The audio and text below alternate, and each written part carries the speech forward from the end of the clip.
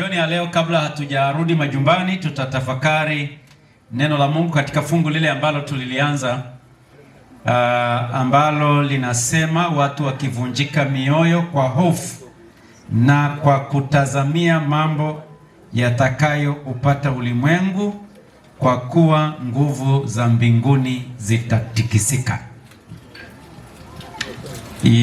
Tutatafakari fungu hili na baada ya hapo tutakuwa tumemaliza na tutatawanyika hapa, lakini upate nafasi ili usikilize vizuri kile ambacho Bwana anatamani kuzungumza nasi jioni ya leo. Tufumbe macho tuweze kuomba. Baba wa rehema, maandiko haya yaliandikwa kwa nguvu ya uvuvio. Roho wako Mtakatifu ndiye mwandishi mkuu. Saa hizi tunahitaji huyu mwalimu wa pekee ili kuzungumza na mioyo yetu jioni ya leo kwa neno hili, katika jina la Yesu, amina. Biblia inaandika ikisema watu wakivunjika, na tulisoma asubuhi ni kuzimia, pumzi kuisha. Watu hawa katika siku za mwisho kabla ya marejeo ya Yesu, watu watakuwa wakizimia, wakiishiwa nguvu kwa sababu ya yale matukio jinsi yanavyotisha. Na asubuhi niliposoma zile takwimu hapo, kuna watu walianza kuogopa kwamba watu wangapi wanakufa leo. Sasa mtu anafikiria na mimi niko kwenye hiyo listi. Maana hicho ndicho kitu kikubwa. Unajua, ukisema habari ya kifo, watu wanafikiria jinsi wanavyotengana na Fanta, jinsi wanavyotengana na wali. Yaani kweli na uacha wali, ninaenda kupelekwa kwenye udongo. Yaani watu wanaanza kufikiria namna ambavyo mtu ndio amechukua gari lake jipya, atakavyotengana na lile gari. Yaani ndipo ameingia kwenye nyumba na mwingine amejenga, imebaki tu kuingia mwezi ujao. Alafu leo unamwambia kuna kifo. Watu hawaelewi hivyo vitu. Yaani haelewi, na vitu kama hivyo ni vya ajabu sana. Havina majibu, na Bwana ameacha fumbo kwetu ili aendelee kutusaidia namna ya kuishi kwa hekima. Kwa hiyo Biblia inaandika habari za siku za mwisho, ikitaja ya kwamba watu watakuwa wakizimia kwa ajili ya hofu, kwa kutazamia mambo ambayo yataupata ulimwengu. Wakati ule wa COVID-19, uviko, yaani watu walijua kabisa, kila mtu alijua kwamba anakata. Wangapi walikuwa na hakika kwamba wanavuka tu? Hakuna. Yaani hakuna anayejua kwamba mapafu yake yana nguvu kuvuka uviko.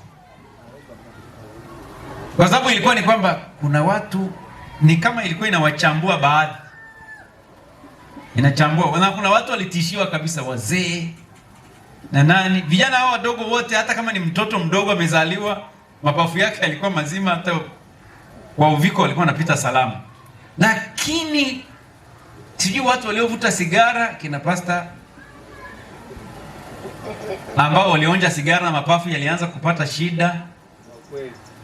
Watu fulani walikuwa wanahofia hivyo.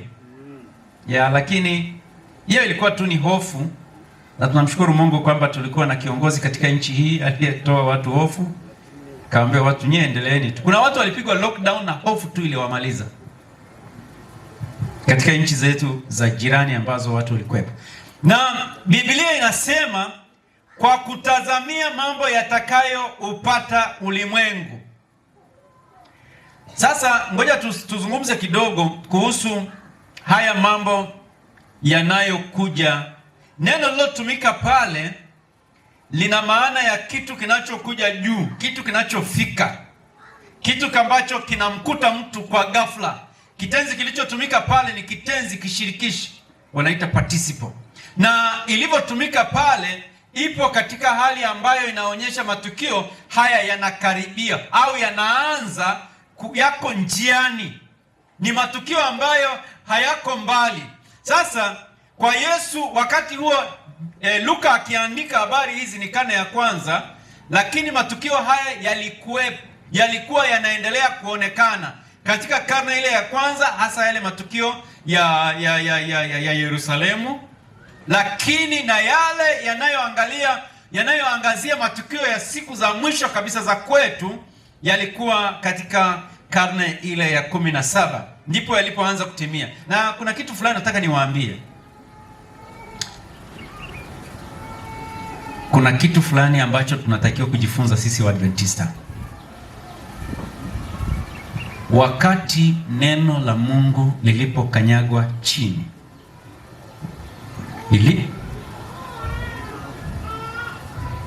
lilipokanyagwa chini, Mungu naye akazima mavumbuzi yote ya wanadamu. Na kwa hiyo toka mwaka wa 538 AD hakuna uvumbuzi wa kisayansi wowote. Yaani watu waliishi ujima kwa huo muda wote. Mnafahamu ujima Hakuna uvumbuzi wa viti, speaker, maiki, sijui nini. Hakuna. Ni unakutana na miti, utakutana na mbuga, utakutana na wanyama, imeisha. Ni pale tu mwanadamu aliporudi kujifunza Biblia, watu walipoanza kusoma kitabu cha Danieli, kitabu cha Ufunuo, Mungu akaanza kuruhusu mavumbuzi. Ndipo watu wakaanza kugundua katika karne ya 17, wakati nguvu za giza zilipozimwa na wale viongozi wakatiwa gerezani waliokuwa wanafanya mateso ya Wakristo katika zama hizo za giza, ndipo Mungu akafungulia mavumbuzi ya kwanza kabisa. Watu wakaanza kugundua redio, simu zile za kuzungusha. Najua na mimi nilitumia ile simu. Wengine hawaamini hivyo. Nilikuwa Iringa shuleni, pigia simu baba nyumbani, alafu inarudi hivi, alafu inarudi hivi. Yaani unazungusha yenyewe inajirudisha yenyewe, alafu unavuta tena nyingine alafu unarudisha tena mpaka kule inaita. Hakukuwa na haya mavumbuzi. Hata hutaamini, Mungu pia alizima rasilimali za dunia zisivunwe. Hakukuwa na mtu aliyegundua mafuta. Mungu alikataa kabisa hata mafuta yasigunduliwe. Watu walikuwa na madini hayo ya dhahabu, almasi, hivyo vitu vipo. Watu walikuwa naendelea, hiyo haikuwa na shida. Lakini haya mafuta tunayotumia, ndio maana katika zama za giza hakuna njia za lami. Mungu aliweka kabisa pembeni hivyo vitu. Na nilisikia mhutubu mmoja aliwahi kusema kitu fulani, na nikasema huenda anasema itafika mahali Mungu, na hiyo nilisoma asubuhi, mlisikia hata kwenye zile takwimu zile, kwamba kuna zimebaki siku kadhaa kuishwa kwa mafuta duniani na gesi, kwa sababu wameangalia hazina ya dunia ya gesi. Of course zingine zinagunduliwa, lakini wamejaribu kucheki, ukipiga hesabu ya miaka ambayo tunaweza kutumia gesi, Leo sema pastor, tunatumia hata sasa hivi magari ya umeme yanaanza kuingia, na baadaye tutageukia energy zingine, na hata kuna ndege za sola zinaruka. Ni sawa. Hapa Tanzania tumeanza kutengeneza ndege za mafuta ya kawaida. Kwa hapo Morogoro wanarusha ndege, wanatengeneza, vijana wa Kitanzania. Ni kweli. Sasa huyo mhutubu anasema kuna mahali itafika pia hata hizi lami sasa, kwa sababu lami inatokana na mafuta.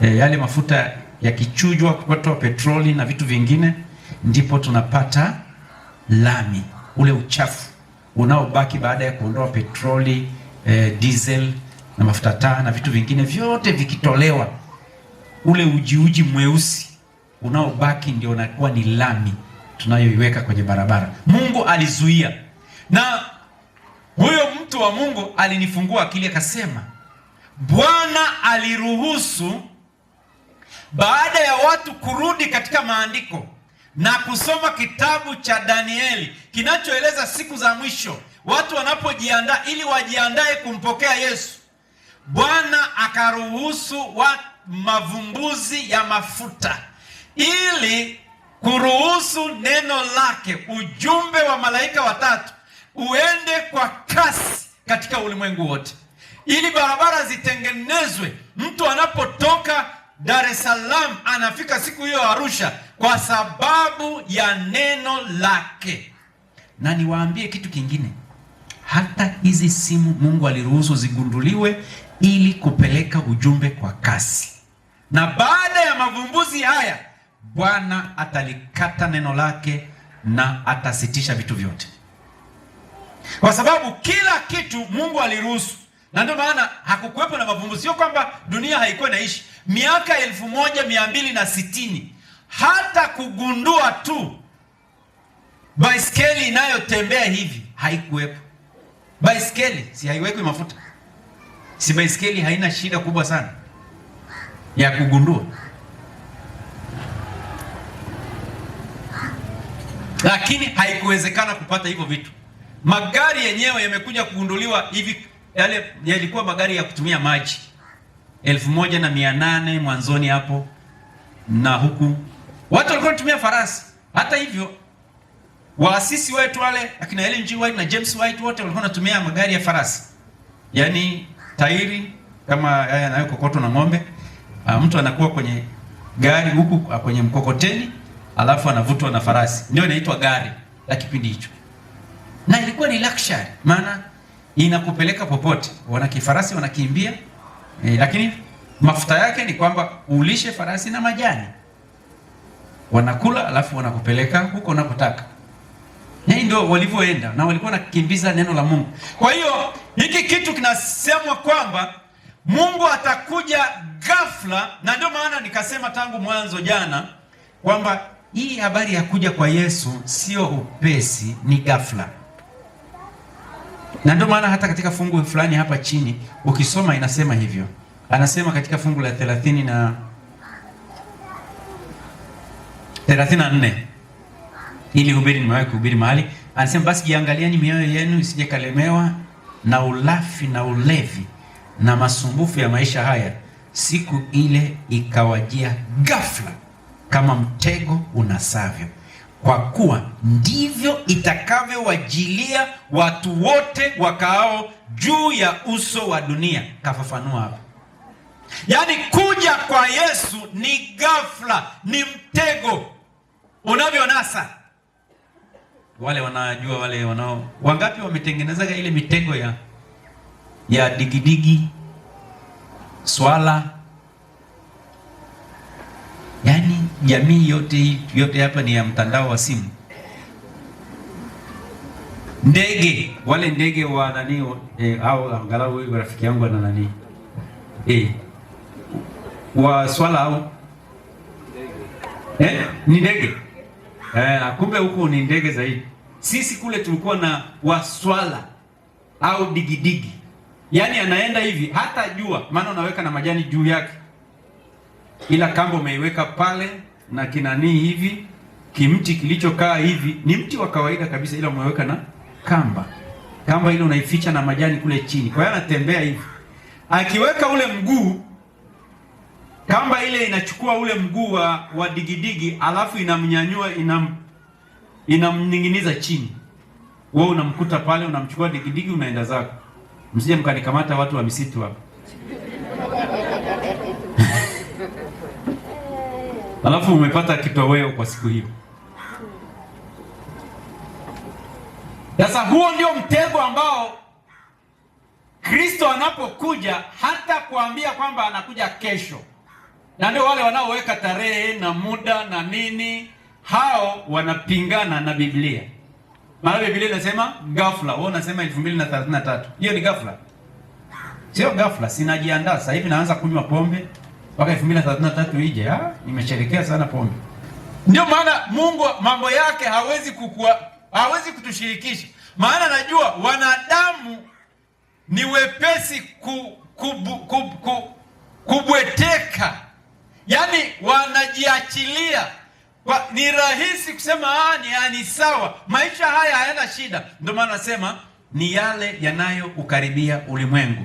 Historia si mkusanyiko wa matukio ya bahati nasibu, ni mambo yanayokuja juu ya dunia kwa sababu ya unabii unaosogea kuelekea kileleni. Hasa kile kilichopangwa. Dunia huona machafuko, lakini muumini wa kweli ambaye ni Mkristo anaona ukaribu wa kuingilia kati kwa Mungu. Yaani yule Mkristo anapoona matukio haya ya siku za mwisho, anaona mkono usioonekana ukija karibu. Yaani ni kama ile kisa nilichokisema jana wakati wa pigo lile la mwisho la 7.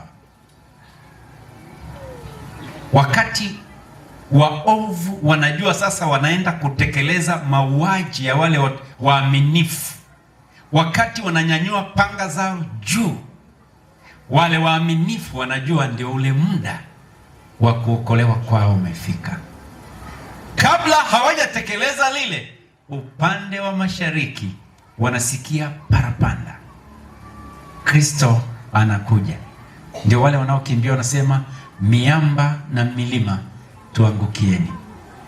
Wakristo hawapaswi kuwa na hofu, wanatakiwa kuwa tayari. Unabii huo hukutolewa kwa ajili ya kubahatisha matukio, bali ili tukeshe, tutubu, tutoe ushuhuda kwa ajili ya ulimwengu.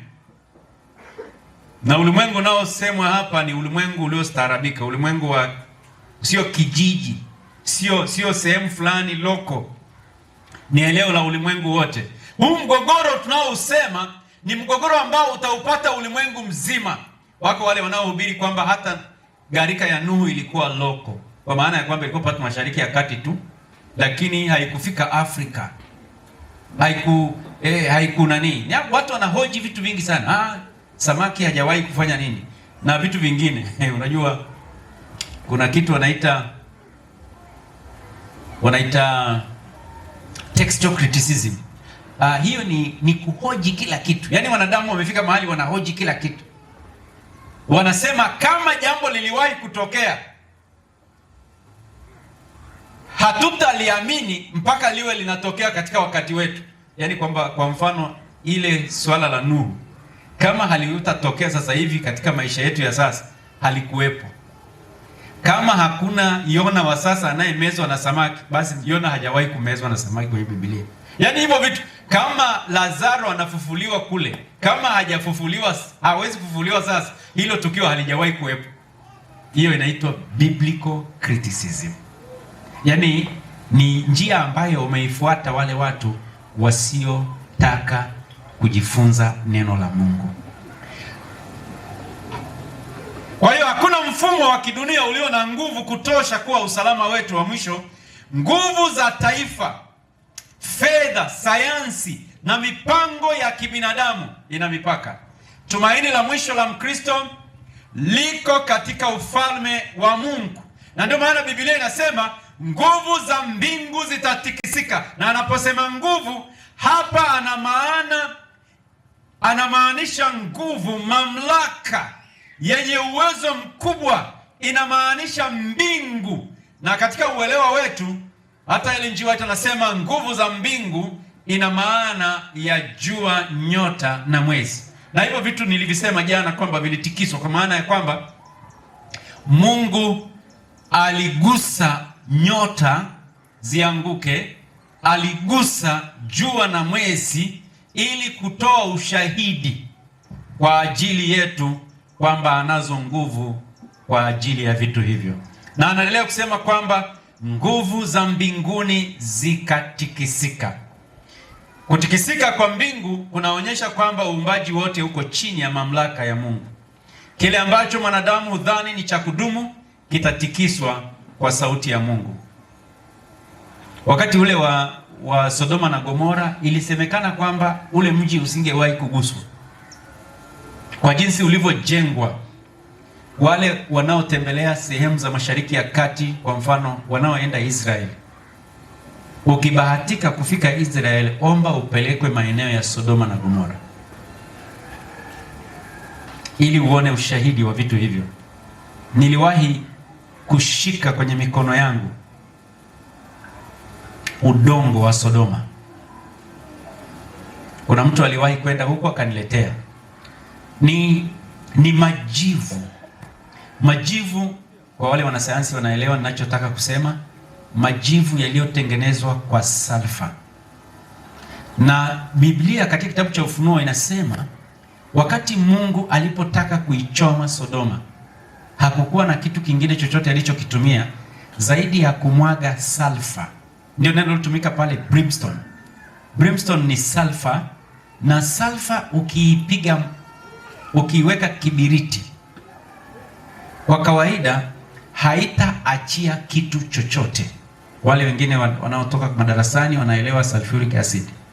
Sulfuric acid ni ile ambayo ukiweka, hata hii Biblia ukaiweka kule, inayeyuka, inakuwa moshi. Ukiweka nguo ukamwaga kwenye hiyo sulfuric acid inakuwa moshi tu. Na kama hasa ukipata ile inaitwa conch sulfuric acid, hata tu kuna watu ambao wanatumia mazoezi ya binadamu kwamba mtu aliyekufa anafanyiwa utafiti na nini. Wale wanafunzi wa darasani wanaangalia mifumo ya mwanadamu ili kujifunza madaktari, wakiwa wamesha toa viungo mbalimbali vya mtu vimezagaa hapo, wanachofanya ni kukusanya zile viungo, vinarushwa kwenye sulfuric acid, alafu inapotelea huko, inakuwa ni vumbi tu. Kwa hiyo sulfa maana yake ni nini? Sulfa ni aina ya madini ambayo inaunguza kila kitu mpaka chuma.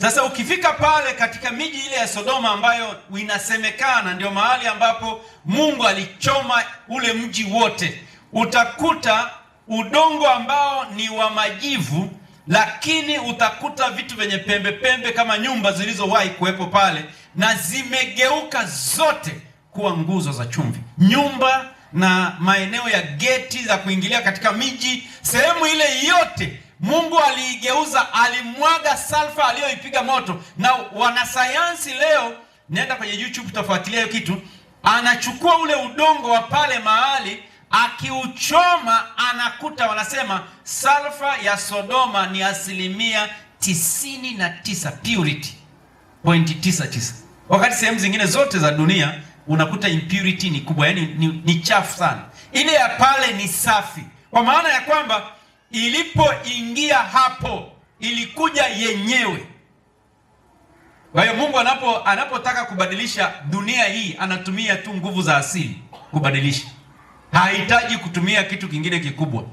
Ni mambo tulio nayo humu.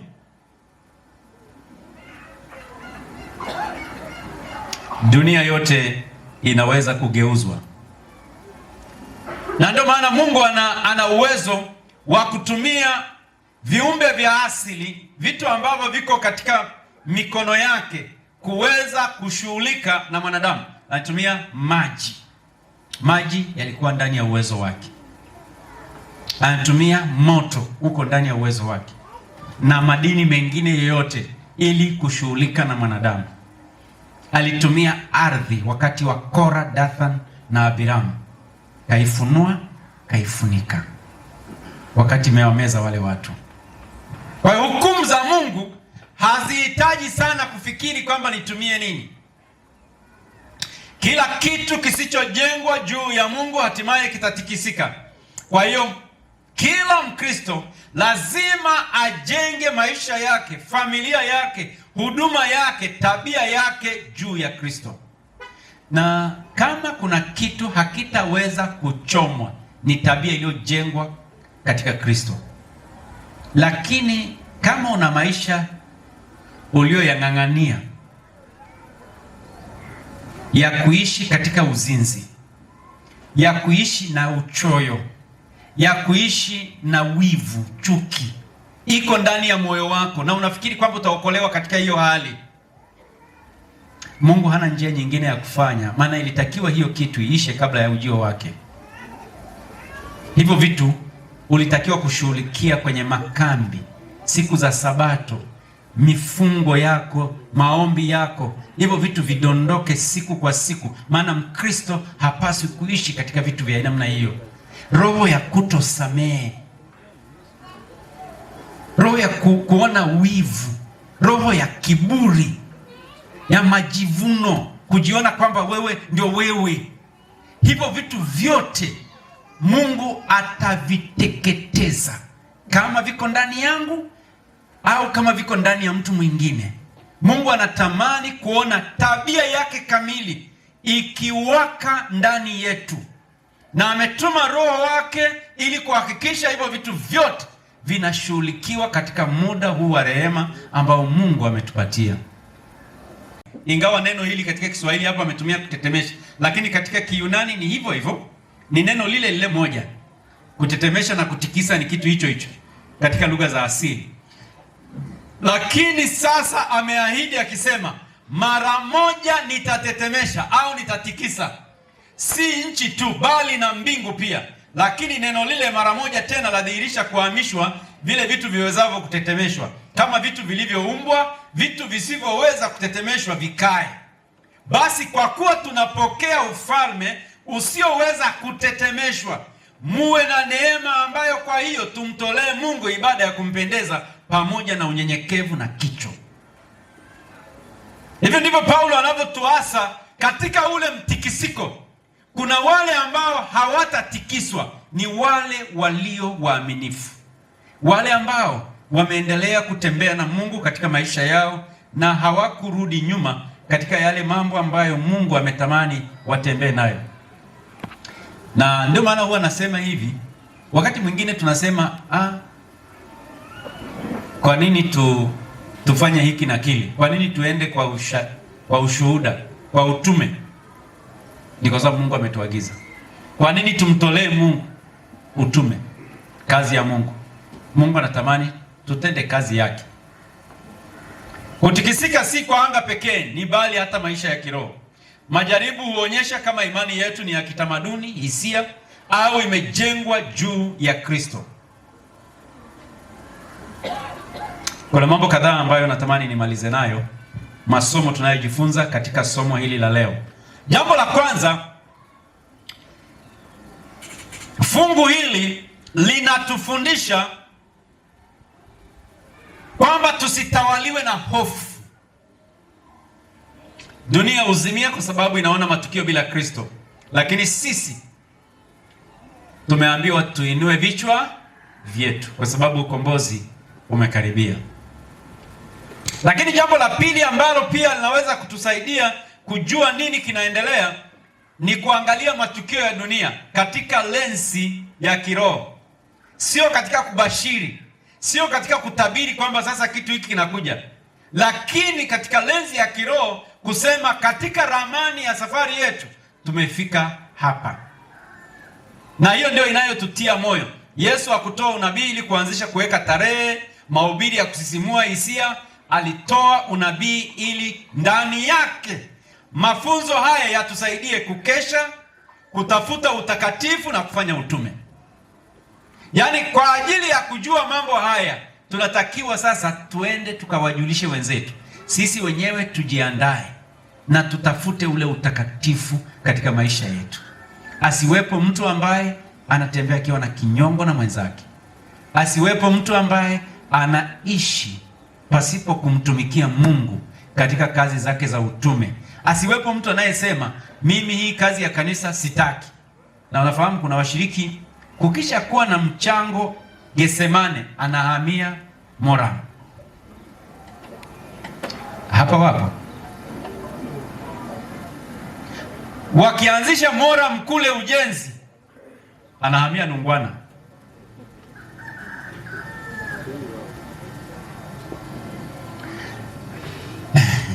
Kukiwa na ujenzi wa conference wa ofisi, anaanza kutafuta sababu. Mbona gharama ni nyingi? Mbona hivi na vile?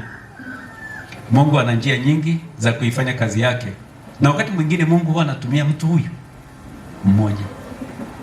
Anaweza kumwita mtu mmoja. Siku moja kwenye kanisa letu lilipitia wakati mgumu katika ngazi za juu kwa sababu ya sadaka zinazotoka huko na huko hazikutosha, na ilionekana ni kazi ambayo itachukua muda mrefu. Hizo hela zinaweza zisiwepo kusupport kazi ya Mungu katika maeneo hayo yote. Alitokea mtu mmoja tu akachukua nafasi ya division za dunia. Si mnafahamu division? Division na maana nchi 11. Kusanya hizo division sasa. Akasema hizo hela ambazo mngezichukua kutoka division ya Mashariki ya Kati, sijui hizi za Afrika zote 3, alafu kusanya za Asia, hizo mimi nitazifanya mpaka pale mtakapofanikiwa. Mtu huyu mmoja tu, na alienda pale hata hakuitwa, alijipeleka tu mwenyewe akisema nitasapoti kazi ya Mungu. Na sasa hizo hela hata huwezi kujua idadi yake. Yaani ni kama mtu anayetoa hela kuendesha serikali ya Tanzania kwa miaka 10 kwa kusimamia tu kazi ya Mungu, kwa sababu Mungu anaweza kumfanikisha mtu mmoja tu kufanya kazi yake, wengine wote mkatembea huko. Maana ni kunung'unika na kusema hiki hapana. Ujenzi wa kanisa unasema unataka kuzunguka hivi, na unajua mbaraka upo wa kufunguliwa, mibaraka kwa ajili ya kufungua mioyo. Ukifungua moyo wako kaambia Mungu nakufanyia wewe kazi, Mungu naye anafunguka, anakufungulia vyote. Sasa Mungu hawezi kufungua milango kwa mtu ambaye mwenyewe mlango wa moyo wake umefunga katika utume. Kwa hiyo tunakaa katika hali yetu ya kubanwa na kiuchumi kwa sababu tumefunga milango ya kuisapoti kazi ya Mungu.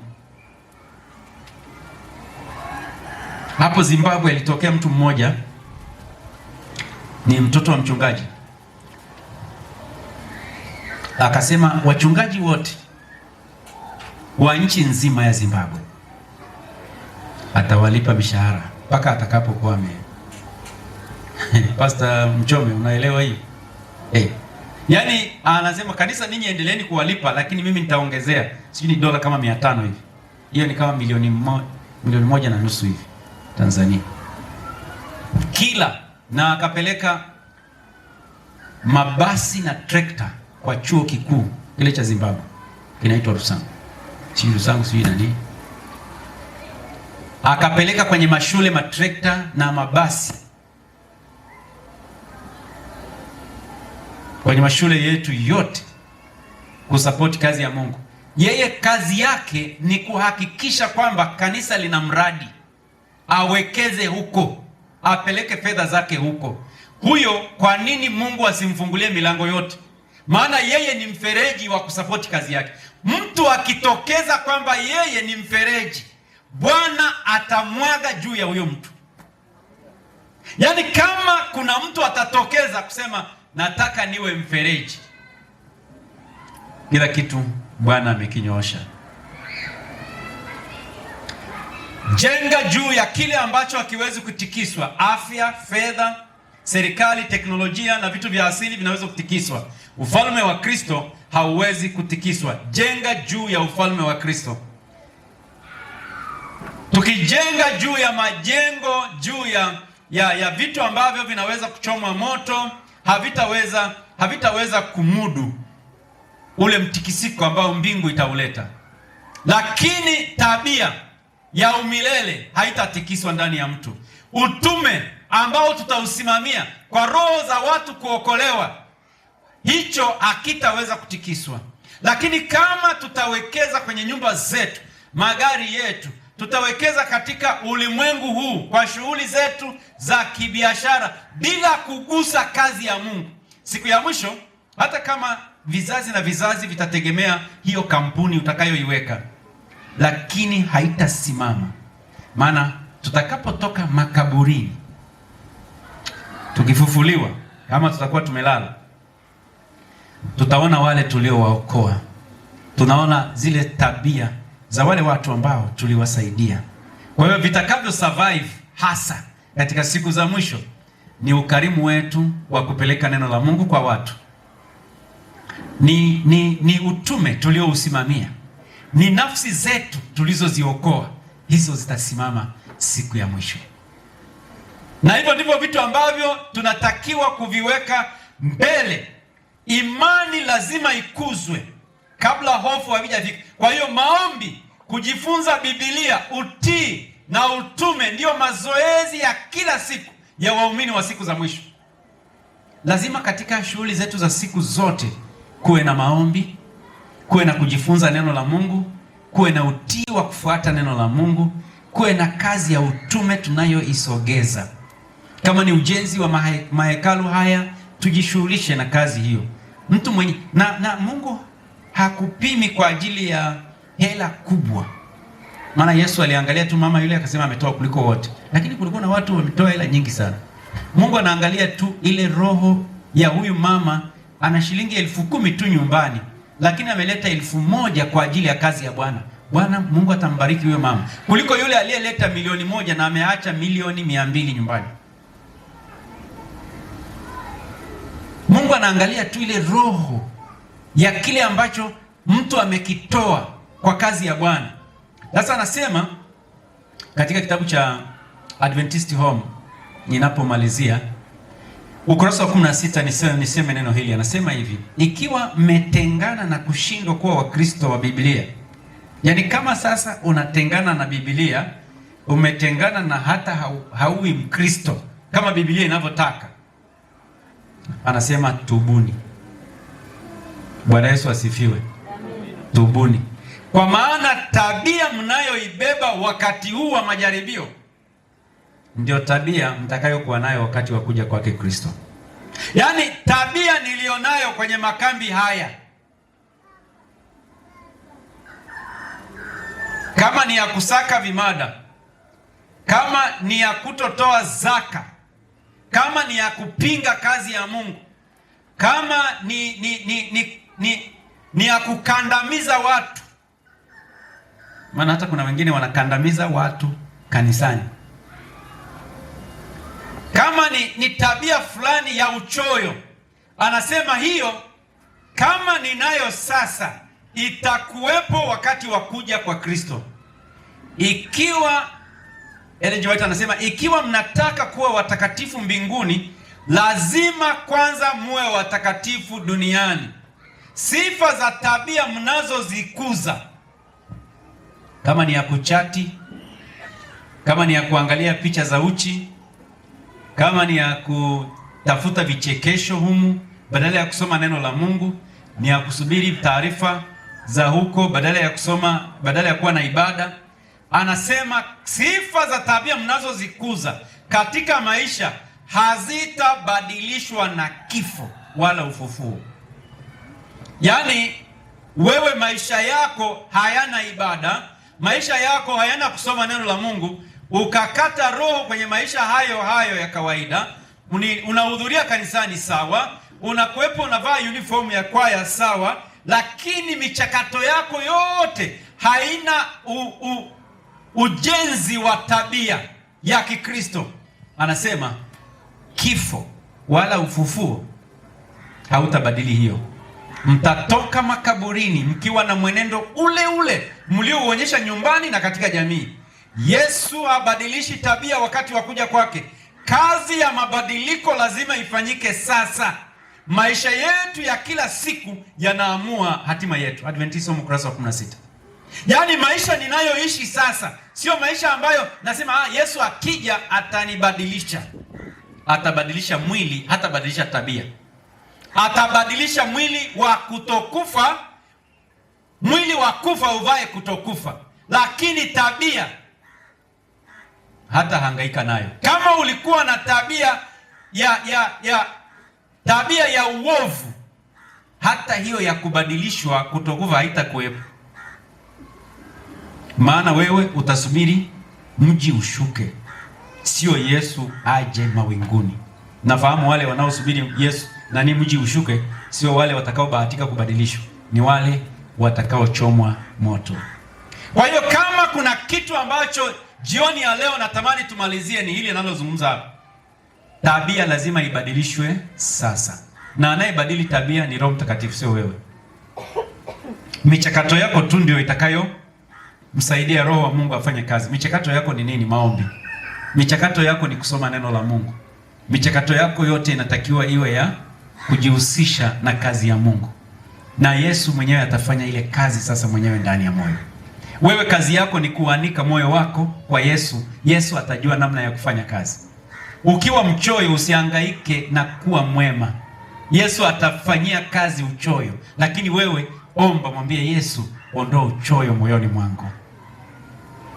Yeye anajua namna atakafanya, maana hata wewe hukujiumba. Hata huo uchoyo haujui mahali ilipo kwenye ubongo, huko kwenye mikono au kwenye miguu. Hata hujui hiyo mishipa ilivyoumbwa ya hiyo tabia ya kiburi, hata hujui iko wapi ili uikate. Ila Yesu anajua hiyo mishipa ilipo, anajua namna atakavyoishughulikia. Omba Yesu akubadilishie. Wewe jifunze neno lake. Jioni mwambie Yesu, nimekuja kujifunza neno lako ili nipate tabia yako. Asubuhi mwambie Yesu, siwezi kuondoka mpaka nimesikia sauti yako. Tengeneza maisha ya ibada na watoto wako. Yesu atajua namna ya kukuandaa. Kwa hiyo mabadiliko ya kweli yatafanyika sasa. Katika muda huu wa majaribio, probation time, huu ndio muda ambao mimi na wewe tumepewa nafasi ya kutengeneza maisha yetu. Kama sasa hivi huna mahusiano mema na mke wako, hutafaa kuingia makao ya amani. Kama sasa hivi haupatani na watoto wako, hutapatana nao. Hauna nafasi nyingine ya kupatana nao. Mbinguni sio kwamba utakwenda kupatanishwa na watoto. Patana nao sasa. Kama una tabia ambayo wewe mwenyewe unaijua kabisa kwamba hii haitasaidia chochote, hii ni tabia ambayo ni sio ya watakatifu, ifanyie kazi. Jifunge katika chumba chako, mwambie Yesu, sitaondoka katika magoti mpaka umeniahidi umeondoa jambo hili moyoni mwangu. Kama ni tabia ya kutosamehe, mwambie Yesu, nimejifungia hapa ili unifanyie operation. Ondoa moyo wa kutosamehe ndani ya moyo wangu. Nipatie moyo wa kuachilia. Nipatie moyo wa kuachilia hivi vitu. Nipatie moyo wa kusamehe kama wewe ulivyofanya pale msalabani. Baba, usiwahesabie dhambi hii, uwasamehe. Na ni wale wanaomuua, lakini amewaombea msamaha. Yesu anaweza kukusaidia. Watu wanapochanganyikiwa, Wakristo hawapaswi kuongoza hofu. Tunapaswa kutoa tumaini. Jioni ya leo tunaombea wale wagonjwa na wale ambao wanapitia wakati mgumu katika ndoa zao. Niwakaribishe tusimame ili tuweze kufanya ombi la kufunga ibada yetu jioni ya leo. Na wakati huo niwaalike sasa wanandoa waje hapa ili tufanye ombi la pamoja. Bwana aweze kutusaidia. Wale ambao wameoa na kuolewa, sogeeni hapa.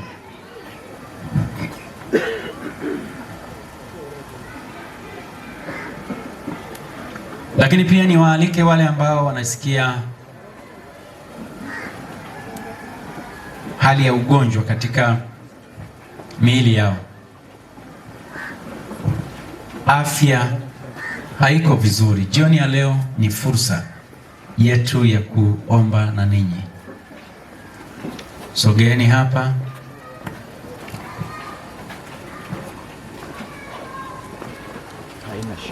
Mbona umekaa mbali sana? Sogeeni tu karibu.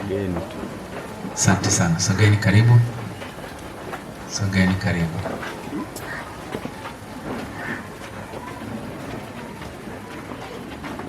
Katikati yetu ikiwa kuna mtu ambaye ndoa yake imeingia mgogoro mkubwa na hajui kitakachozaliwa, ikiwa ni manazungumzia habari ya talaka na vitu vingine, unaweza ukasogea hapa kama na ujasiri huu.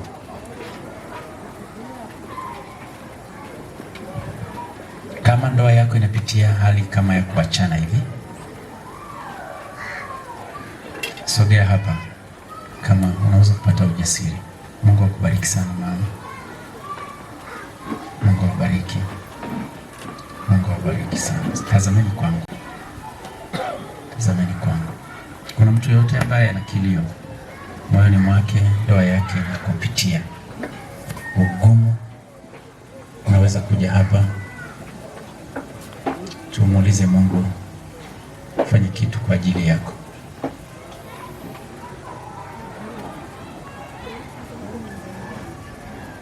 Pastor Temba, chukua maiki, tutaomba pamoja. Wale ambao ni wagonjwa mnaweza kuwa nyuma ya hawa. Wale ambao wamekuja kwa ajili ya ugonjwa, njooni nyuma ya hawa.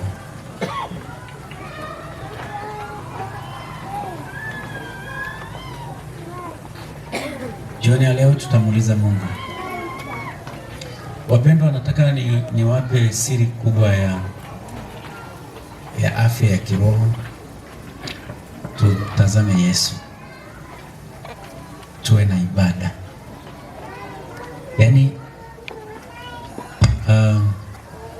ibada itafungua milango yote, na wakati mwingine tafuta fursa ya kwenda kumlilia Mungu mlimani. Tenga muda wako na Mungu, ambaye Mungu, nimekuja katika mlima huu. Mara nyingi tunaenda mlimani kwa sababu ya kutafuta kazi, nyumba, Bwana afungue milango, kazi, ajira, watoto wasome na vitu vingine. Lakini umeenda mlimani kwa ajili ya tabia yako ibadilike. Umeenda mlimani kumwombea mwenzi wako kwamba Mungu, nitakaa juu ya huu mlima bila kula chakula, bila kufanya chochote, nitalia na wewe kwa ajili ya mtoto wangu, kwa ajili ya mume wangu, kwa ajili ya mke wangu, kwa ajili ya tabia yangu binafsi ambayo natamani kutoka huku mlimani uso wangu umeng'aa, sina hatia mbele zako. Huo muda na Mungu. Mungu anatafuta huo muda. Mungu anatafuta hiyo fursa ya Mkristo mmoja atakayeenda kumlilia Mungu mlimani kwa ajili ya wokovu wake, wokovu wa ndugu yake, mwenzi wake, mtoto wake. Hiyo ni fursa ambayo Mungu anaitafuta. Mara nyingi tunaenda kama kundi la kanisa mkuu. Ule uzoefu sio mkubwa sana, lakini uzoefu mkubwa peke yako na Mungu. Peke yako. Kilio chako, unaenda na handkerchief yako. Kilio kitakuwa kikubwa mlimani, lakini Mungu atakufuta machozi. Hautaondoka hivi hivi. Mkono wa Mungu utakugusa. Atakushika mkono, atakukumbatia. Atakwambia ondoka ukiwa huru. Hautaondoka hivi hivi. Mungu lazima akuguse. Utaona ukiinuliwa juu na nguvu zimerudi ndani yako. Matumaini, hatia zimeondoka, matumaini yamerudi. Mungu awabariki sana. Pastor, omba nitafunga. Nadhani kwa sababu ya uzito tupige magoti.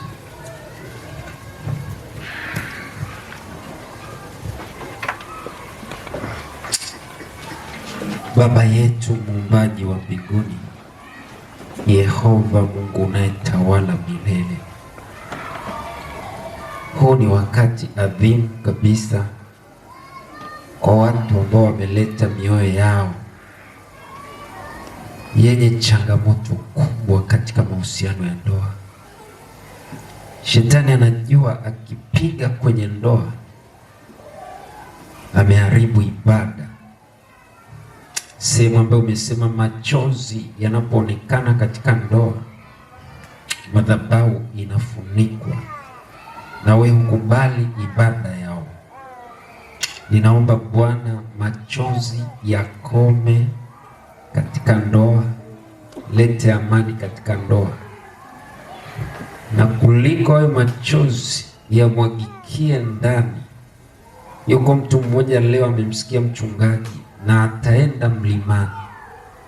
Wewe unayejua kutunza machozi ya watu wako kwenye chupa na kuyaandika kwenye kitabu chako, ninaomba upokee machozi ya watoto wako. Na watakapotoka katika huo mlima, kwa sababu wamesikia ili neno ambalo Roho amewaambia, wala wasialikane. Wewe Yesu ulipanda mwenyewe katika mlima wa Getsemani, ndipo ulipopata nguvu. Ninaomba sasa kwa sababu tumesikia neno kutoka kwa mtumishi wako, neno uliloliweka katika kinywa chake, na jioni ya leo ni jioni ya ukombozi. Kila aliyekuja na jambo lake akapata faraga na wewe, zungumza naye. Roho wako anayemuongoza atakapoleta haja zake kwenye kiti cha enzi, Bwana ukawatendee sawasawa na mapenzi yako. Wakati mtumishi wako anapoendelea kuomba, ninaomba sikia kilio cha maombi yetu kwa jina la Yesu, amen. Baba mtakatifu, Mungu wa mbinguni, hawa watu wote waliokuja hapa wamekuja wakitamani kubadilishwa na nguvu zako za kimbingu. Katika uwezo wetu wa kibinadamu hatujui vitu tulivyoumbwa navyo vya dhambi tangu waasi katika kile kizazi cha kwanza kabisa cha uumbaji. Vinasaba tulivyovirithi hata hatujui, viko miguuni, viko kichwani, viko mikononi, hatujui. Wewe ni muumbaji, sisi tumeanguka miguuni pako tukiomba utubadilishe. Hatuna uwezo wowote, hatuna nguvu yoyote ya kuondoa hivyo vitu, ila tunaweza kulia na wewe. Tunaomba Yesu utuhurumie. Tunaomba uingilie kati. Kuna mwingine amehangaika na jambo fulani litoke maishani mwake, lakini haijatoka mpaka leo. Yesu, umemtoa Roho wako Mtakatifu ili awe msaidizi atakayeondoa hivyo vitu vyote. Amen. Na tumesikia na kusoma neno lako likisema ulidhihirishwa ili uzivunje kazi za Ibilisi. Tunakuomba ingia ndani ya mioyo yetu na kupindua meza za uovu zilizowekwa ndani yetu na vinasaba. Tubadilishe, tufunike kwa damu yako. Yesu, tunakuomba jioni ya leo, tumesujudu kwa magoti yetu. Hatutamani kutengana na wewe, hatutamani kutenganisha na wewe milele. Tunatamani kuona uso wako siku ya mwisho. Tunatamani kuona sisi tukishikana na wewe maisha yetu yote. Tunatamani kuutazama uso wako wa huruma. Tunatamani kugusa mikono yako iliyopigiliwa msalabani. Tunatamani kutembea katika bahari ile ya kioo. Tunatamani kuishi na watoto wetu milele na milele. Tunatamani kuishi na wenzi wetu. Baba, tunaomba okoa maisha yetu. Wako wale waliokuja kwa ajili ya magonjwa. Baba, ninaomba uwaguse. Ondoa magonjwa na maradhi katikati ya watoto wako. Wewe ni mponyaji. Haukuwahi kumpita hata mmoja aliye na usumbufu wa magonjwa. Katika kambi hili unatembea. Tembelea watoto wako katika kambi hili.